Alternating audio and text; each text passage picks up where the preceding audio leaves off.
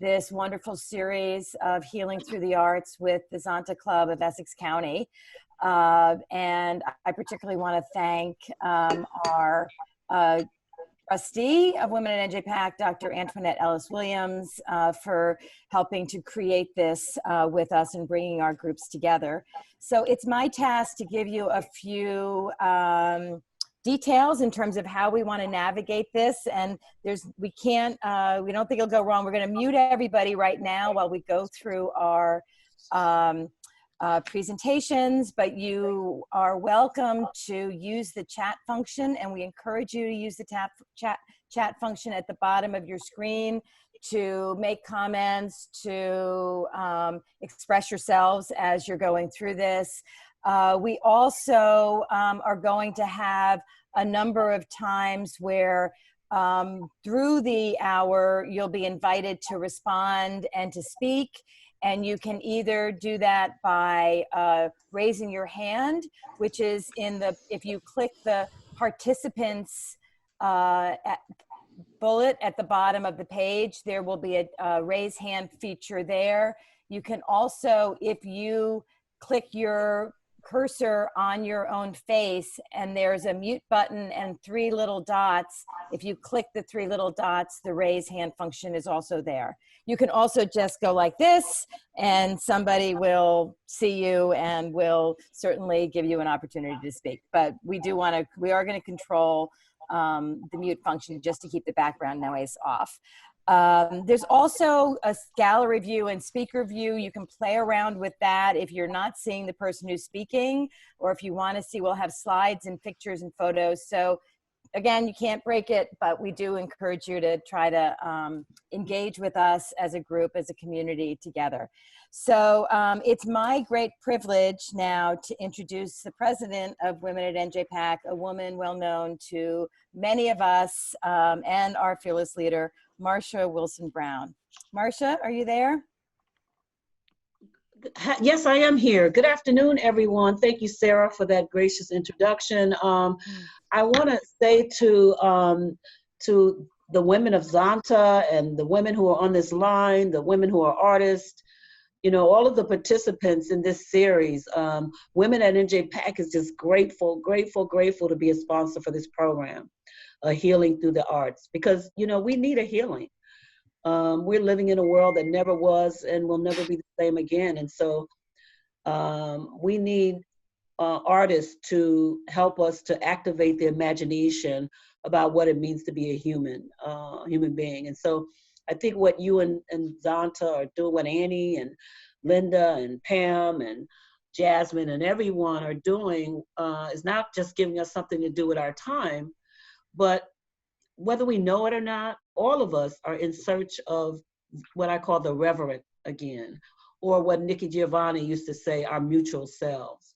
So though we may be socially distanced, we can still be spiritually and humanly connected through the gifts that we've been given to heal, to celebrate, to lift up and inspire. So on behalf of the women at NJPAC and Sarah and the team here, I just want to say thank you, Zonta women, for being what I call one of the unstoppable forces for good. And happy Mother's Day to all of the women and the sisters on this line. Stay lifted. Thank you, Marcia. So speaking of Zontas, it's really my great pleasure to introduce Dorothy Nauer, who is a Zonta member, who's going to give us a welcome from the Zontas. Thank you. Thanks so much, Marcia. That was a great opening inspiration. So good afternoon and welcome from the Zonta Club of Essex County. We're delighted to welcome you and to tell you a little bit about us today. We're part of Zonta International, and our mission is to empower women through service and advocacy. We're committed to promoting and uplifting the status of women, both locally and globally, and to eradicating violence against women and children. My home's in Newark, where I've worked in nonprofit youth and family services and as an educator. And I've been a member of Zonta for over 30 years. I joined when I was 16. There is so much I love about Zonta. I love the international and service aspect of Zonta. We have an international convention every 2 years, and participating has afforded me the opportunity to meet professional women, service-minded women from all over the world, and to travel to places like Sweden, Hong Kong, the Netherlands, Japan, France, as well as all over the USA. I really value the mentorship and friendships that Zonta has opened to me, and many of my long and treasured friendships are through Zonta. I've also learned so much through Zonta. So Zonta's International was founded in 1919, and today we have over 29,000 members with clubs in 63 countries, and we all work together to improve the lives of women and girls. We're active as a non-governmental organization at the UN, and we work on issues that relate to women's empowerment, such as human trafficking, women's empowerment, human rights, the gender pay gap, and child marriage. Internationally, we sponsor projects that address some of these issues with UN Women and UNICEF. But of course, these issues aren't only global issues, these are issues right here in our own backyard. So locally, we work actively with other like-minded organizations like the New Jersey Coalition Against Human Trafficking, the Safe House Domestic Violence Shelter, and many more aimed at improving women's health, safety, economic, and political status. We provide scholarships for young women and also raise funds to aid breast and sickle cell research. And 2020 is our club's 90th anniversary in Newark and Essex County. So we welcome new members. You can find out more about our club at zontaclubofessexcounty.org and zonta.org. And we welcome you here today. Welcome. I now turn the program back to our illustrious MC, Dr. Antoinette Ellis Williams, who's both a member of Zonta and of the women at NJPAC. Thank you so much, Dorothy. I really appreciate that history and setting a context. Marcia Brown, always good to be in your space. I want to thank the women at NJPAC and the team that's really helping us here. Zonta has a service committee, and it's a committee that has been working on this, not just me. You heard from Dorothy Nauer, we have Pamela Morgan, Christina Chapman, Teresa Austin, and Alicia Robinson. So thank you. Before we begin, I want us to have a moment of silence for Ahmad, who, if you're Black and male and you are a runner, it's hard to live in this place. So a moment of silence for him and all the Black men who are losing their lives.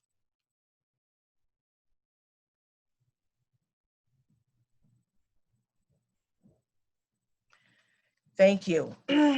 Mother's Day weekend is beautiful. I'm the mother of 2 sons born here in Newark, New Jersey. I'm the sister of 4 brothers. I'm an immigrant. And 25,000 of us signed on yesterday to an amazing conversation with Nikki Giovanni and Angela Davis, Girl Trek.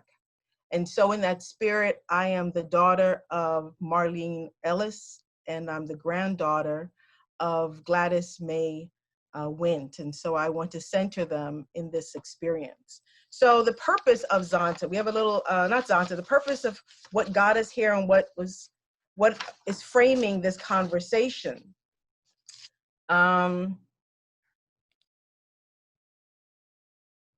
In thinking about this, we're very clear that we're not locked down. We're very free to open our doors, unlike people who are incarcerated. But there is a feeling of isolation, and how do we grow as people if we do not have the opportunity to engage with one another? There are many who are suffering more trauma as a result of this. We wanted this healing series to begin with centering the voice of spoken word artists. And last week we had an amazing, rich conversation about expression. And today you're going to have an opportunity to write those things and to frame them.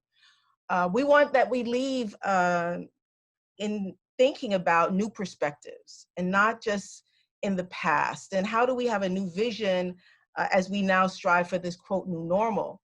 I believe that we build communities. I like to bring all my communities to the table. It's often difficult to do that. But I think it's important. I think it's important that Zonta knows women at NJPAC, and they know Wuma Violet, and they know Bethany, and they know the people without addresses, that we're all in this journey together, and to have freedom and voice.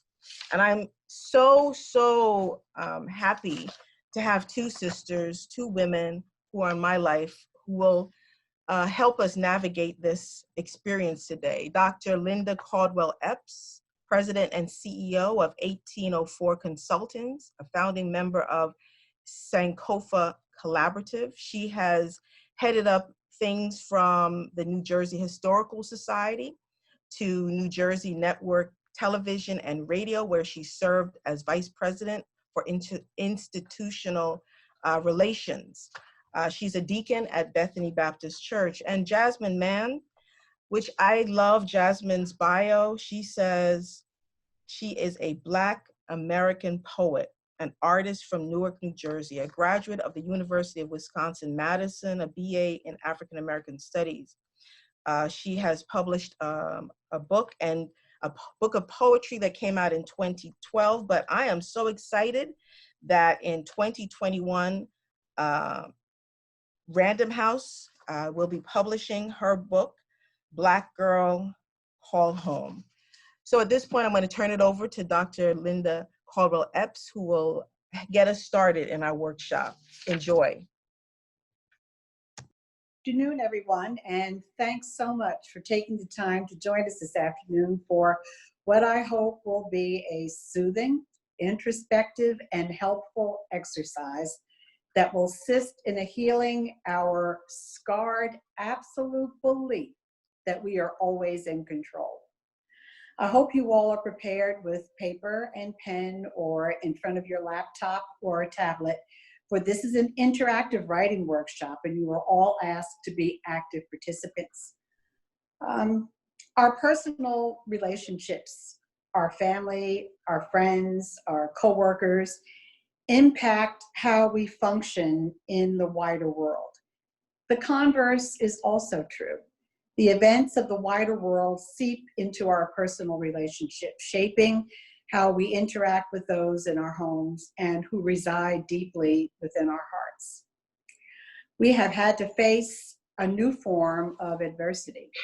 Most of us have not had to face the challenge of a long-term social distancing before, or the fear of illness or death from an unseen enemy. And I doubt if any or many of us were prepared. Our well-ordered lives were set asunder, and we had to quickly adjust and determine a new set of daily rules. So we're now going to take this 45 minutes that we have left to think and to write about this new order.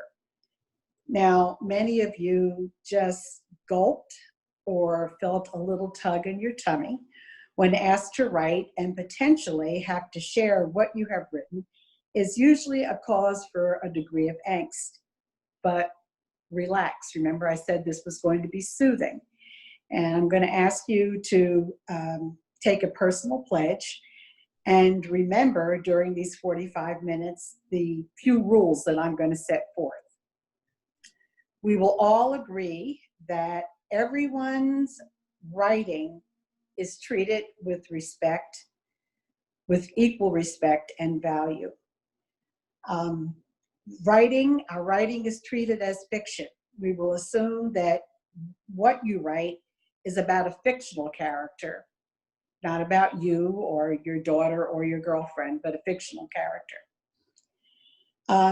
If you prefer not to read aloud, of course you don't have to, and we won't have time for all of you because I understand we have a rather large audience for today. But we would encourage you to think about reading aloud. Responses will center on what is strong and what is successful, or what resonates with you in the writing that you hear. We're all about positivity today. And so hopefully you are ready.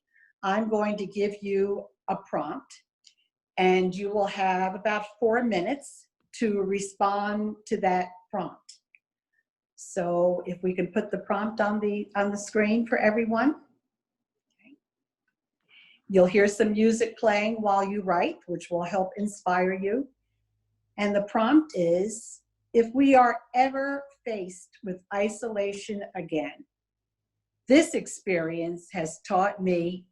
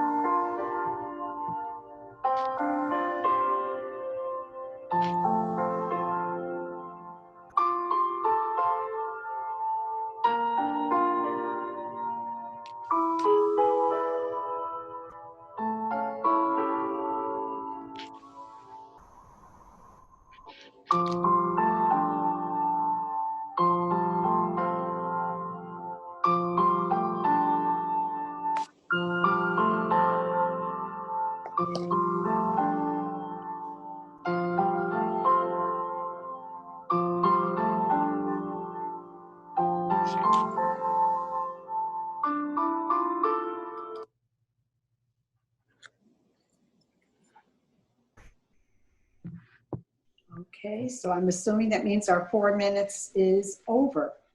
Correct. Pens down, everyone. So what we'd like people to do is to either raise your hand, and I can help with that, as Sarah had pointed out, so that we can engage in conversation, or you can wave and maybe we can see you, so that we can now hear from you in what you wrote. Oh, all right. I see. Is that Winnie? Yes.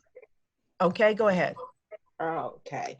If I'm ever faced with isolation again, the experience has taught me discipline, solitude, not isolation, introspection, levels of community,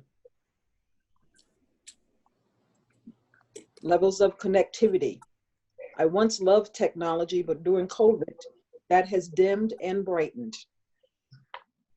How to love and share from a distance, the value of communities, new experiences, cooking dues, and WTF was I thinking? Plan ahead and better than ever before, build better, stay centered in your faith. That's a lot. It is indeed a lot.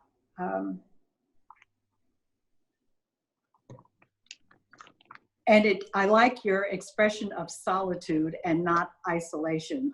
I really like that term. Wish I had thought about that. It is good. It's good. Because it has been a time of solitude for me anyway. I don't know about others. But do we have any other? Yeah, we do. Carolyn White, go ahead. Okay, can you hear me? Yes. Yes. Good. I have no idea what I wrote, so let's see. The importance of creating my daily structure to include exercise, some work, some outside contact with others, and how much I need people. That I go fast and focus on productivity too often at the expense of being present with others. That I need an animal companion to get me outside, and for far more than that. That my inner guidance is screaming to be heard, and isolation creates an opening for that. That I am not my thoughts, fears, emotions, that life is always unpredictable, fully unknowable, magical beyond words. That I need far less of many of the things I thought were critical. Yes. And that my students are amazing. Oh, beautiful, beautiful. We have someone else. Teresa, you wanna go ahead? Okay, I'm unmuted. Okay, if we are ever forced with isolation again, this experience has taught me that the norm does not have to be normal. Getting up, going out, and filling the day with what might actually be unnecessary or unmeaningful activities does not have to be the norm. Just because time has dictated this behavior for most of our lives, it doesn't have to be normal. I've learned that normal can actually change from day to day. Normal for one night might be getting dressed and sitting in front of a computer, participating in a church service or educational meeting, and I ran out of time.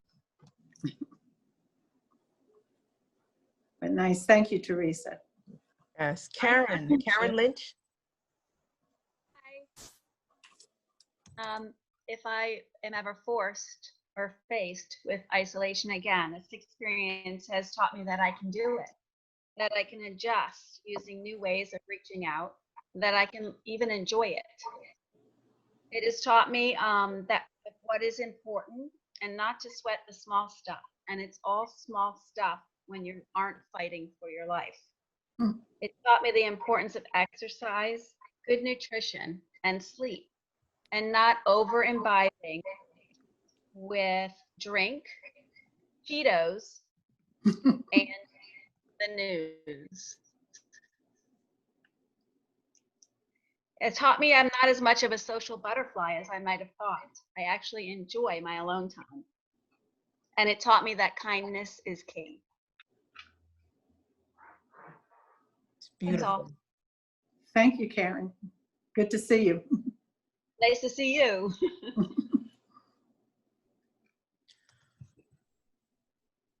We have time for one more if there's someone else. I'll share if no one's sharing. This is Okay, Jazz. yeah, go ahead, Jazz. Okay.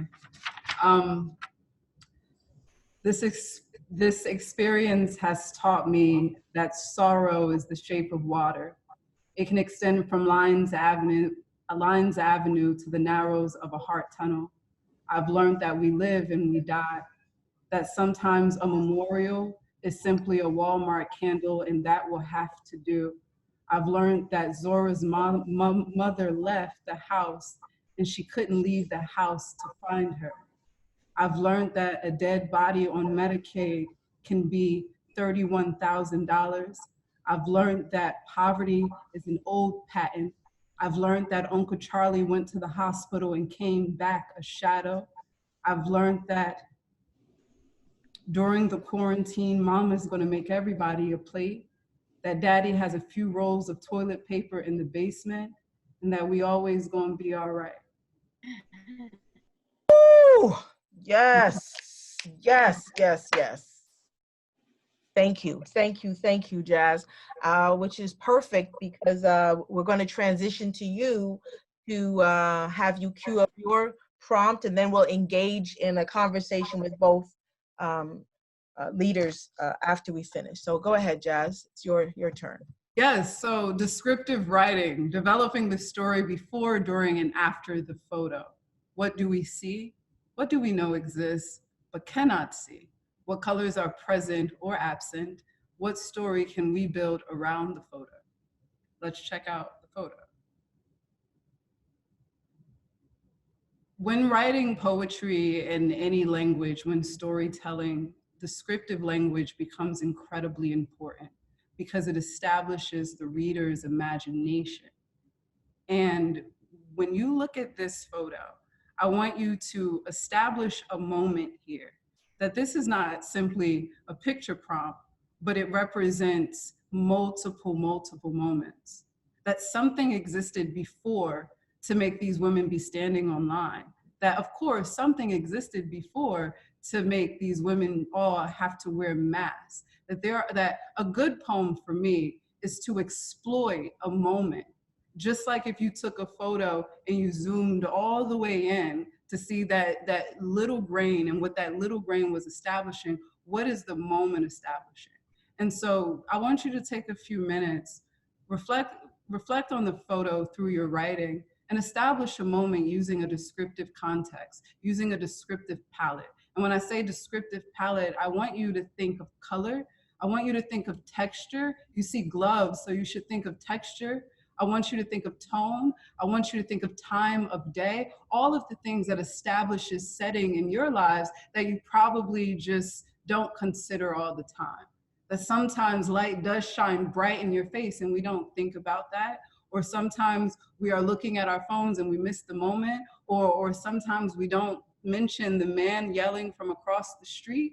Sometimes we don't mention the dog running past, but there are these moments that establish context and imagination that I would like you to develop by way of this photo. So you have 4 minutes, and enjoy yourselves and think about descriptive language and about tone, color, and texture.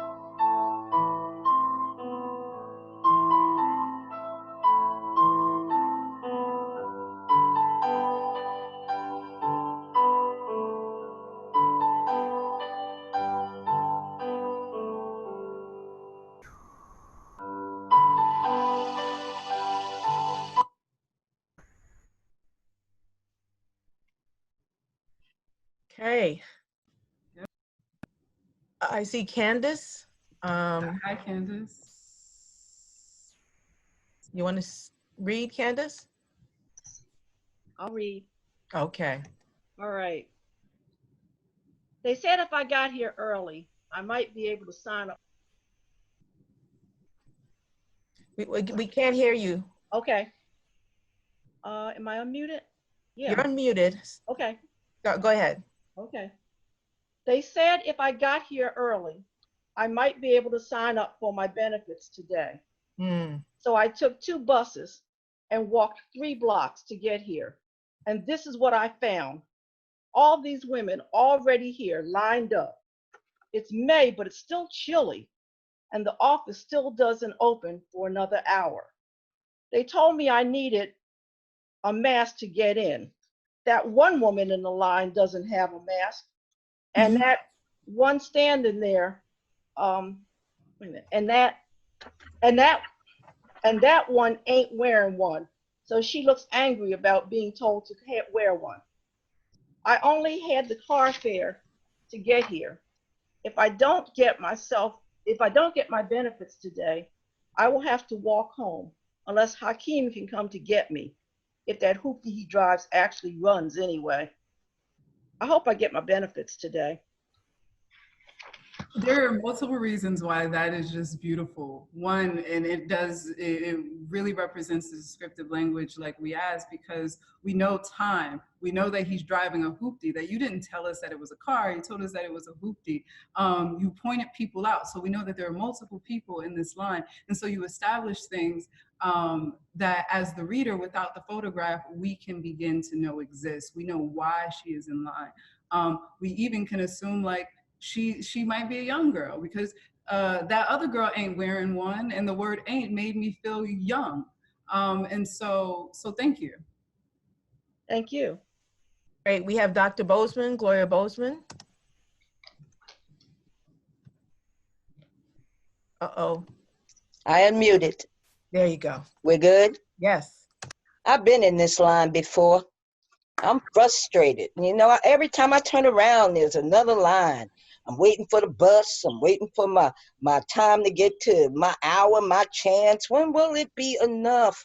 Why am I constantly in a line? Every time we turn around, they're telling us line up for something. Well, I hope I get to whatever today. I hope they get to me. I hope they get to me before my bus comes. I've been waiting on this bus in Broad Market for a very long time. I'm always waiting on something. I hope I get a chance to get to the front of this line before I have to get to work. Nobody better cut this line. That's what I'm telling you. Nobody better cut this line, because I'm looking at her. Look over there. She ain't even got no mask on. What make her think she don't need to have no mask? She needs to put a mask on. Anyway, this mask feels like a muzzle. You know, I can't even breathe underneath this mask. Who said we had to put on a mask anyway?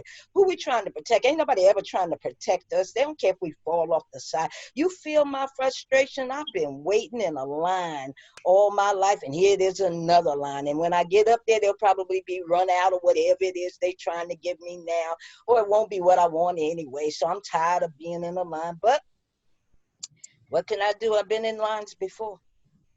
Oh, that was crazy. That was crazy. But what was so beautiful about that was how strong that voice was. We knew that it was a narrative poem. We knew that she was annoyed, that she was sped up, like she established her voice as a person. And when we're writing poems, we need to feel like there is a person speaking, not that there is an idea being professed, but that there is a human language being exchanged. And so that did that perfectly. There was a narrative voice that flew through this whole poem of just head thought. And I thought it was impeccable. And then the double entendre of I stood in these lines before. That's a Black woman thing to say, because it's like what lines? Like it made me immediately think about civil rights and the juxtaposition of civil rights and a woman being frustrated that she got to still wait in line. Oh, that was amazing. That was so amazing. Woo. I know I'm not supposed to speak out, but you know, I feel church. So Ms. Riley Lewis. Hi, can you hear me? Yes, we can. Yes, we can. Okay, since the request mentioned a poem, this was my immediate response. to this powerful, powerful picture.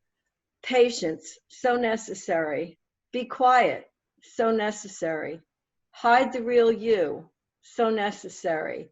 But / while / during / stand tall, so necessary. Speak your truth, so necessary. Be fearless, so necessary. Pay careful attention, so necessary. And then believe in you, so necessary. Keep trying, so necessary. Don't just survive, thrive, so very necessary.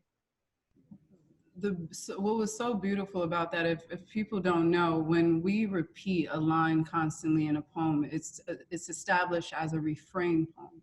And refrain poems are so important because they almost feel like chants, that every time you say that line again, so necessary, it feels bolder, and by the time you say it the last time, it's now I literally said bolder as in like strong, but then I thought of a boulder as in like what can knock things over, like two different words, but that's what it felt like. The chants that refrain poems provide allow us the same phrase, right, to take on multiple and establish different meanings. And so thank you for doing the refrain poem and showing us that. It's beautiful. I had no idea what a refrain poem was. That was just coming out, so thank you for that. You had it in you, it was there. Thank you. Oh, beautiful. Dr. Caldwell Epps, do you want to read or respond? You don't have to, following your own rules. I have a different take.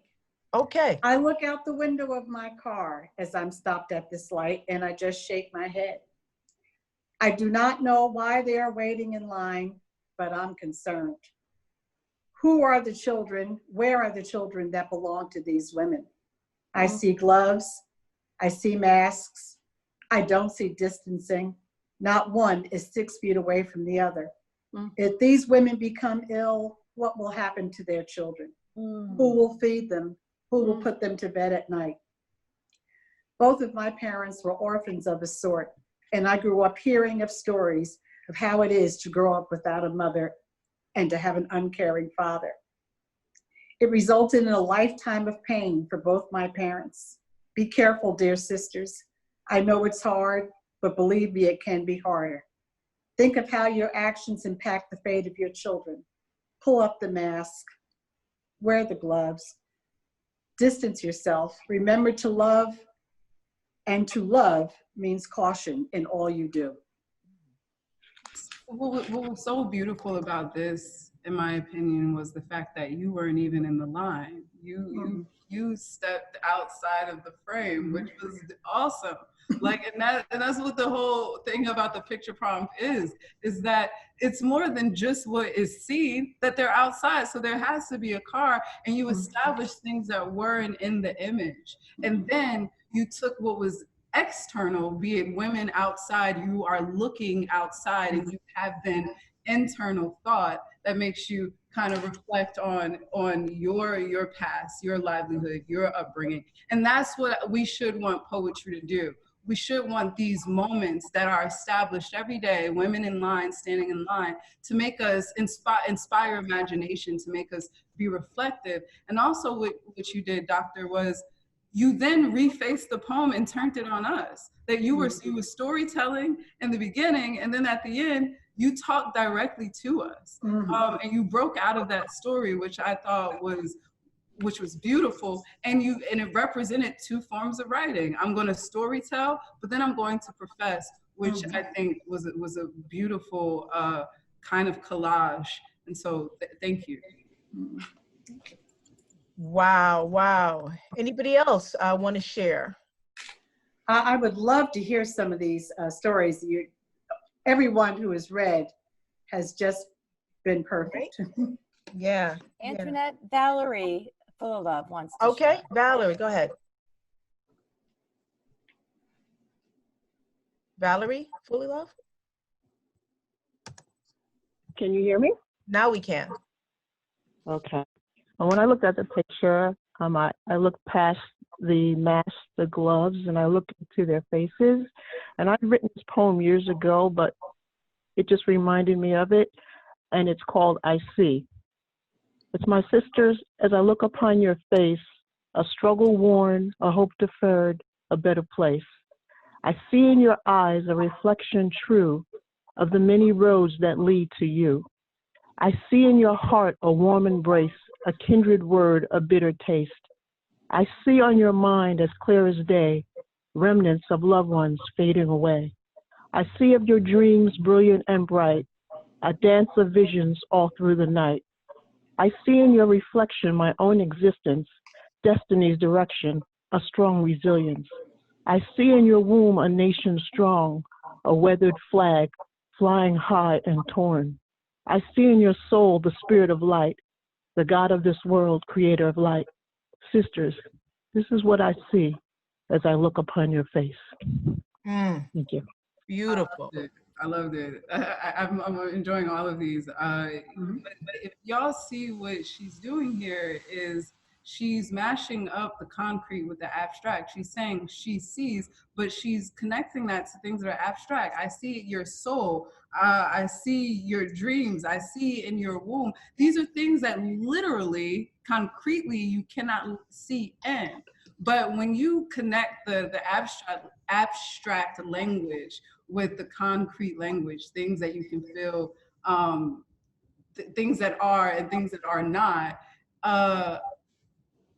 we develop these complexities and we allow poetry to exist in a new way, and we allow imagination to exist in a new way. So poetry is being able to see things that are not seeable. And so thank you for those conjunctions. That was amazing. Okay, if I read my, oh, okay, we have Miss Williams. Yes, hi. Go ahead. Just a quick thought. I also titled my poem, I See. And I didn't get a chance to finish it, but I was working with a repeated refrain as well. And I was looking at 11 women, all masked but two. I see 11 women dressed in winter gear. I see 11 women dressed in winter gear. I see 11 women all masked but two. I see 11 women dressed in winter gear. And the idea was to have it repeat each line and go all the way through. And I was going to conclude with one woman partially part of the scene. Is this a reality for her? Is she part of the others standing in line? That one person standing to the left, far left, she's there, but she's not actually part of the group. So my thought was to build with the visual and to look at the one woman who has her buttons of her coat not buttoned in order.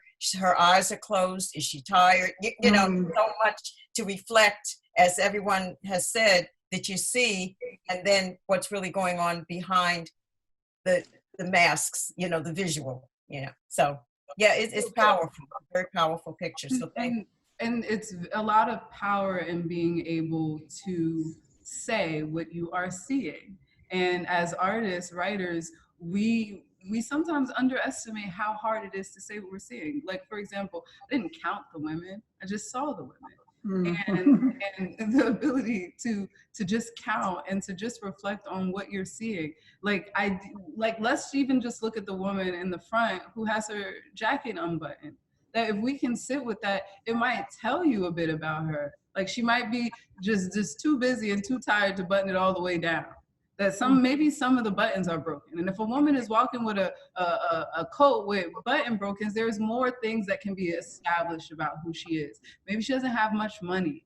All of those different things. The woman who has the mask down, maybe she just couldn't breathe. Someone said the mask was a muzzle. And so what you did was beautiful because you actually told us what we are seeing. And sometimes that becomes the hardest thing in poetry. To be able to see something and to write what you saw. And so thank you for the detail of what they're wearing and the counting and establishing constantly that they are women. That refrain also develops that boldness of what repetition does for the voice of the story. Thank you. Jasmine, Annie, can I share something? It's Marsha. Please. Okay, sure, Marsha Brown. Yeah, I just was quick looking at the photo and reacting to it, you know, and not really taking a lot of time to dig deep. But I wrote something called Perspectives, No Shadows. Lady number one, Lord, I'm tired, but I got to keep on going. Lady number two, girl, I'm waiting for the bus. Yeah, I got my mask on. What? No, he didn't. Lady number three, head down, always waiting, always waiting. Lady number four, I ain't worried about a thing. What? What? Lady number five, I'm tall, I'm good, I will get there, and I'll put my mask on when I need to. Lady number six, I know it's no sun out here, but that's me. I'm doing my thing, okay? Lady number seven, well, I think it's a young girl. And I'm saying in her voice, I don't know what's going on here, but you know, it is what it is. And those are the 7 women that I saw. There are women in there who are not fully in the picture, so I refer to them as shadows, but you know, they could have perspectives as well. Wow. I'm sorry, I didn't want to cut you off. I absolutely love this because it's a dialogue poem. Everything was dialogue. Title of it was the person speaking. So lady number 1, number 2, number 3, and then it was open dialogue constantly. So when you establishing dialogue on the written page, it goes one under the next. It doesn't go side by side. The different dialogues wouldn't stream down the page. It would go down, down, down. And so I love how sometimes form, her choice to write in dialogue, establishes the style of the poem.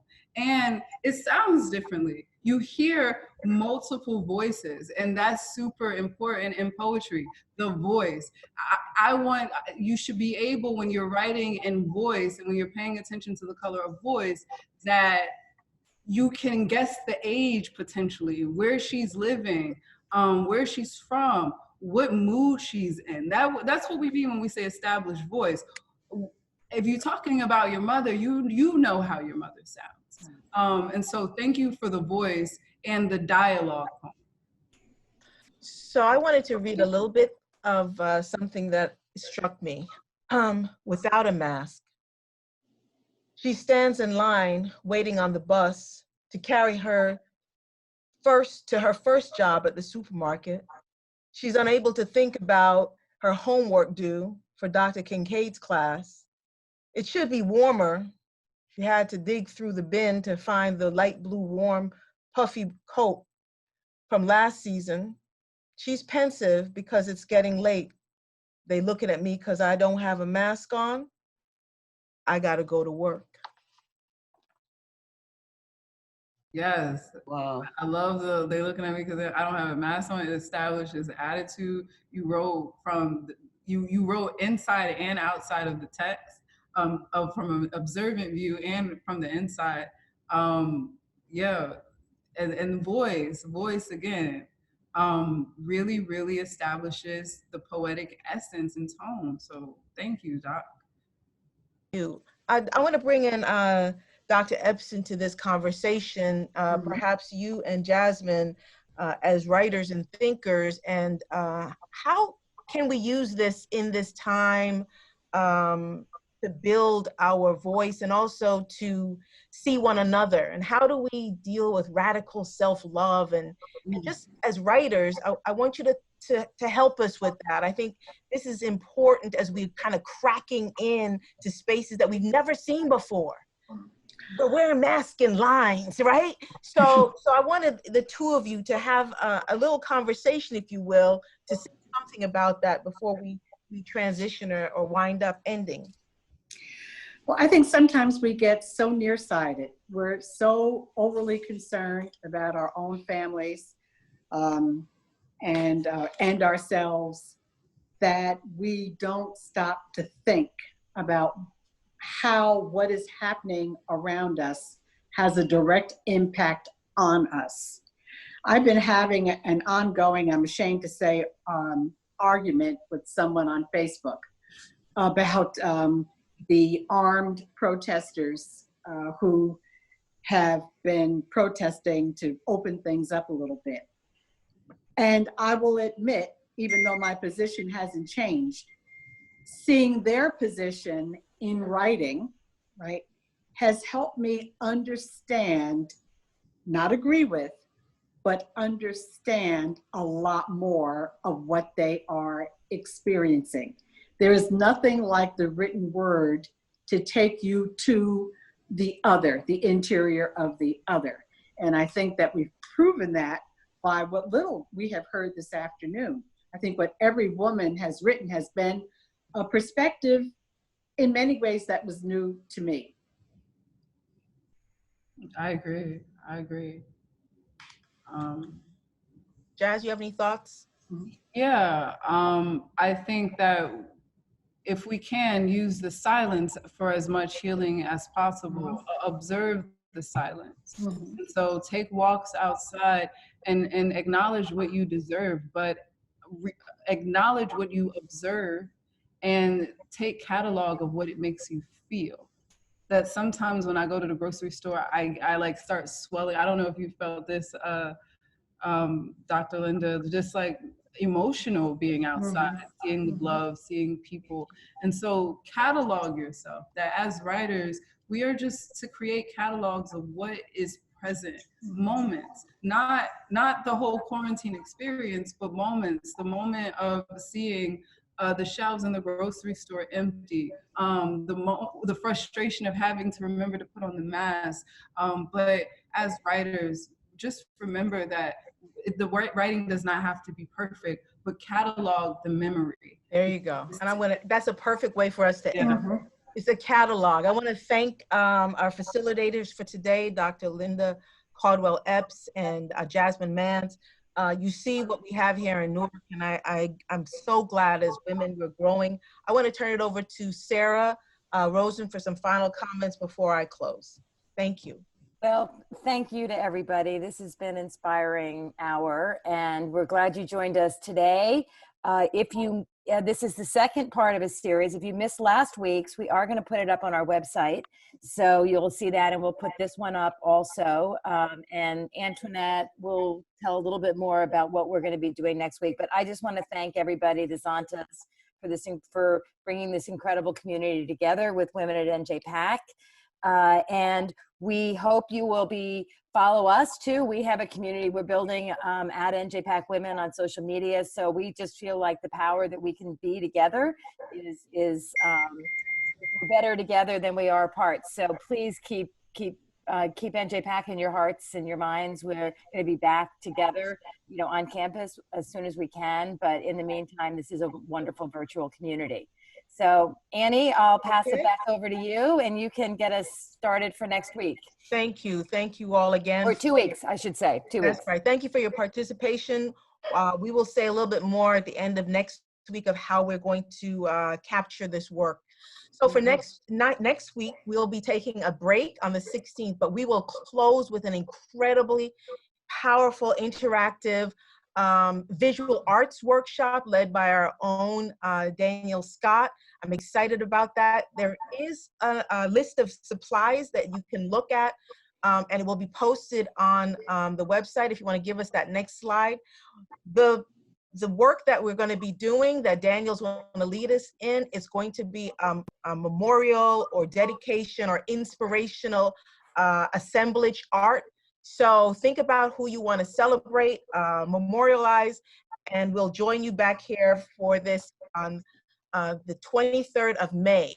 So get your supplies together, bring your voice, and thank you again. Have a really good week, and love your moms and your grandmoms. God bless you all.